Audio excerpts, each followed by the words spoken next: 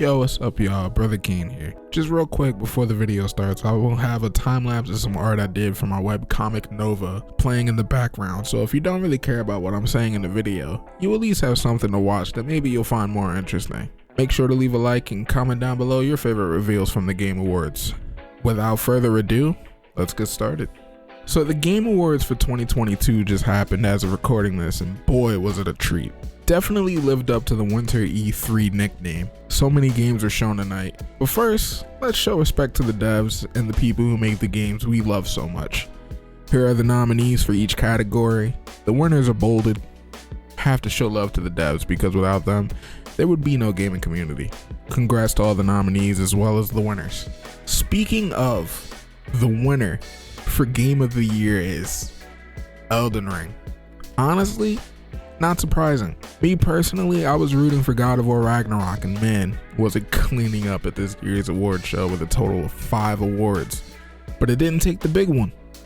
Can't be mad though, since Elden Ring was just such a beast of a game. When it released, it made such a huge splash in the gaming sphere that if you were any kind of gamer, you had to play Elden Ring. So congrats to From Software for the win. But let's get to the exciting news that we were here for. The world premieres. And there were a lot of them. I'm not going to name all of the reveals. You can get that from Kotaku or somewhere else. But I'll give you what looked interesting to me. Starting with the pre-show, we have Castlevania Dead Cells DLC, which sounds like a match made in heaven. I've played very little Dead Cells through my iPad, and every time I boot it up, it's always a good time. So if this DLC is on iOS, probably won't be. But if it is, I think I'll give this a look. Finally, we have Returnal on PC. I've been asking for this since Returnal came out. No date, which is kind of disappointing, so the PC players will have to keep waiting.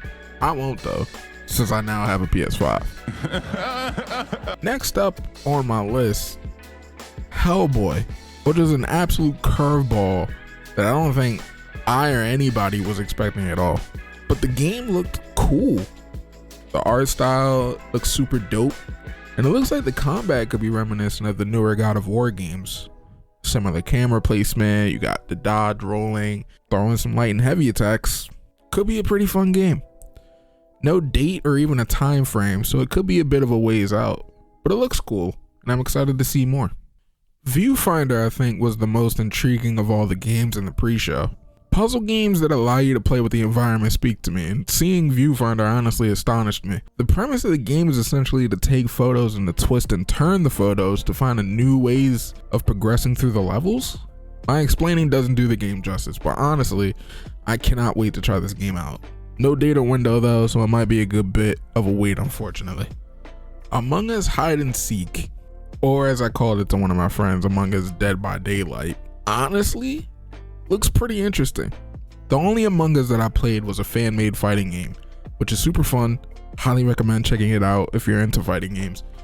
But this game, honestly, if I can convince one of my friends to jump in, I might check it out. Could make for a fun night on stream. It seems like you're essentially just getting the jobs done in the game while someone is hunting you. And I know that that's like basically the game now, but it does away with this idea of trying to figure out who the murderer is. You already know who the murderer is, but they're just hunting you down as you're trying to get the jobs done. I'm assuming to escape or to kick out the murderer is why you're doing the jobs, but it just looks like it could be a fun time. I guarantee you this is gonna shoot Among Us back to the top of streaming charts when this game mode releases, and I can't wait to try it out. Hopefully I can get a group of friends together to play it. And then the last game of the pre-show, Street Fighter 6, the game that I was here to see. We saw a little more of the World Tour mode, as well as some new characters. I'll start off with the World Tour mode and we can get into the characters later. It looks like you can make some pretty broken builds in World Tour. It started with a created character having both Luke's Sandblast and Guile's Sonic Boom as projectiles, and Ryu's Shoryuken as a DP. So what I gather from that is it seems like you can customize the movesets pretty in depth. Like it's not just you're taking a specific character's moveset, which I thought it was probably going to be. And Honestly, what I was hoping on was some depth in the creator. If they have WWE video game levels of creative character depth in terms of customizing entire movesets, I am going to spend hours in World Tour mode. Maybe, I'm not going to say maybe more than online, but a good considerable amount of time just making different builds. There was a moment in the trailer where your creative character, I'm assuming this takes place in the story mode, was getting jumped in game. Seems like you can call your master to help making those moments easier, like 2v2, like turning a 1v2 into a 2v2 fight, which there was an option that was grayed out called team battles that we've never seen explained. That could be it. 2v2 on some multiverse shit could be fun. They showed off some mini games in the trailer as well, bringing back the Third Strike classic of parrying the basketballs. Hopefully they bring back you just beating up a car for no reason. I feel like that could be really fun and funny. But now, on to the important stuff for Street Fighter 6. They showed off 4 new characters. 3 new characters. 3 completely new characters to the series. And 1 returning character. And they're DJ, whose last game was Street Fighter 4. Manon, who seems like a wrestling dancer. Marissa, who's going to manhandle your ass with ease. And JP, who, let's be honest, obviously is the bad guy of Street Fighter 6 and is a straight up KOF boss character. He has teleports and all types of, like, he has very big boss character energy, which is going to be really funny. And I wonder how fast the Street Fighter 6 community is going to be asking for him to be banned. That'll be a fun Twitter experience. I give it 3 days. And we also know the release date of Street Fighter 6, which got leaked before today. And it is June 2nd. Happy birthday to me. It's pretty far out though, which is interesting. CPT finals, I'm pretty sure, in February or March, somewhere in between there. So if that's the case, 4 straight months of essentially nothing is going to be kind of wild and pretty long. But honestly, Capcom just needs to take as much time with this game as possible. It looks amazing, and I just want it to come out finished, working. The game just looks amazing, and I can't wait to play it. They learned from their mistakes with Street Fighter 5, and it shows. But that does it for the pre-show. Now on to the main show. Starting us off, it's Hades 2. My backlog just grew bigger. I haven't played the first Hades at all. Well, I played a little of it. Definitely not enough to finish it. The trailer looks super cool. I'm definitely interested in seeing more of it. No date, which is perfect. Gives me time to actually play Hades. But it's just more of the gameplay that you love. We're seeing more gods, I would assume. And yeah, I'm excited. Judas, from the creators of BioShock. And it looks just as weird and creepy as BioShock. A series I played very little of, but definitely want to go back to. I've bought those games on 3 separate occasions. I have to play them at some point. Not much to say on this game. Looks great. I love the space setting. At least it looks like it takes place in space. Like some destroyed space colony for humans. That's what I got from the trailer, at least. Definitely we'll have to wait to see more. But we finally know what took Bayonetta 3 so long in development. Platinum started developing a new game in the franchise. Bayonetta Origins on the Switch. Takes a storybook-like aesthetic to go through, you guessed it, the origins of Bayonetta. Honestly, love the way the game looks. The gameplay looks fun, and I'm super looking forward to checking it out. The game releases on March 17th, so get hyped for that. Next on my list is Suicide Squad Kill the Justice League. Rocksteady gave us a Batman-centric trailer. It was great, made me laugh. Not a whole lot to say about it. It was just good to hear Kevin Conroy's voice as Batman. I'm assuming this is probably his final role before his unfortunate passing. Nothing much to say except rest in peace, Kevin Conroy. We got a date for it, May 26th, so log that in your calendars. Star Wars Jedi Survivor was officially shown here tonight, and it looks absolutely amazing. 10 times better than the first one. and honestly makes me want to go back and replay it before this game comes out. Possible Let's Plays in the future? Who knows? The trailer showed a lot of Cal getting his ass handed to him, which I thought was pretty funny. But the game looks crisp, looks polished, looks ready. Can't wait for it. You can dual wield in this one. How exciting is that? The date for the release is March 17th. Hideo Kojima came out to present Death Stranding 2. And honestly, I'm still just as confused now about what Death Stranding is as I was when it was first revealed. All I know is your Norman Reedus delivering Amazon packages across post-apocalyptic America. No date or window for Death Stranding 2. Definitely thinking this is a 2024 game, which is fine. Gives me time to play the first one.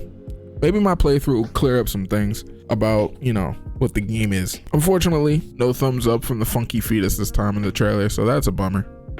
Immortals of Avium got shown off, which seems like a first-person magic-based game, which isn't really my cup of tea usually, but the setting and environment I thought was interesting, so I want to see more. My favorite thing in environmental design for games is when there are oversized humanoid elements in the environment, like a mountain face being carved like it's an actual face. In this trailer, you see what seems to be 2 giant statues in the distance, and the world is falling apart around you, so it looked interesting. No date, but it did get the 2023 window, so we'll hopefully see more of it soon.